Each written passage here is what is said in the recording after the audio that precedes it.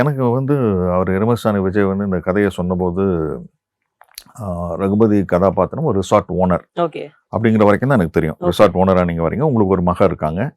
ஒரு கட்டத்துக்கு அப்புறம் உங்க உடல்நிலை சரியில்லாம போகவும், நீங்க மகள்கிட்ட நீங்க பொறுப்ப ஒப்படைச்சுருவீங்க. அப்படிங்கிற மாரி தான் ஒரு அவுட்லைன் ஓகே. எனக்கு சொன்னாரு. ஒன்லைன் சொன்னார். ஓகே.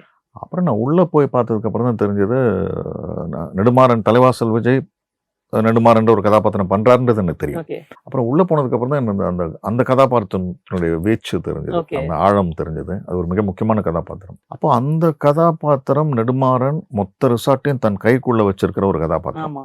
ரிசார்ட்டை பார்த்தா எல்லாருமே அவரை பார்த்தா பயப்படுறாங்க. ஆமா. சிங்கம், புலி அப்படின்ட்டு. அந்த நெடுமாறன் ஒரு கேரக்டர் கிட்ட வந்து முன்னாடி இப்படி சார் அப்படின்னு நிக்கிறாருன்னா அது இந்த கேரக்டர். ஓகே.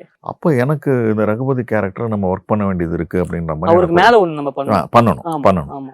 நான் எப்பயுமே இந்த சிவகுமாரன் சபதம் படம் வெளியில வந்தோடனே ஒரு நேர்காணல்ல நான் சொன்னேன், சிவகுமாரின் சபதம் மாதிரி ஒரு படம் கிடைச்சாதான் நான் அடுத்த படம் பண்ணுவேன்னு நான் சொல்லவே இல்லை. நான் சொல்ல ஓகே. மாட்டேன், ஓகே. சொல்லக்கூடாது. ஓகே. ஏன்னா சிவகுமாரின் சபதத்தில் அந்த வரதராஜன் கதாபாத்திரம் மாதிரி ஒரு கதாபாத்திரம் ஒரு நடிகனுக்கு ஒரு 20-25 படங்களுக்கு பிறகுதான் கிடைக்கும். ம்.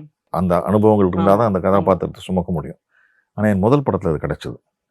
அதனால நான் அதே மாதிரி இன்னொரு படம் எதிர்பார்த்தோன்னா வராது. ஓகே. அதனால எனக்கு அது முக்கியம் இல்லை. 5 நிமிடங்கள் அவ்வளோதான் நீங்கள் வருவீங்க ஓகே. அப்படின்னு எனக்கு ஒரு கதாபாத்திரம் நீங்கள் சொன்னீங்கன்னா, அந்த கதாபாத்திரம் என்னை யோசிக்க வச்சதுன்னு வைங்களேன், நான் அதை பண்ணுவேன். ஆச்சி மசாலா. எந்த சமையலும் ருசி தேடும் ரகசியம் 20 ரூபாய்.